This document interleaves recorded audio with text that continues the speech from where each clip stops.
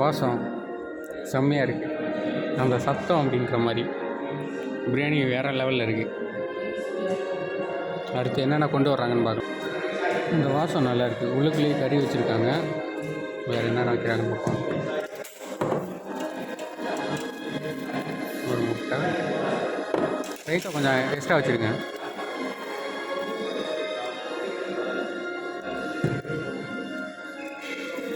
Okay, thank you.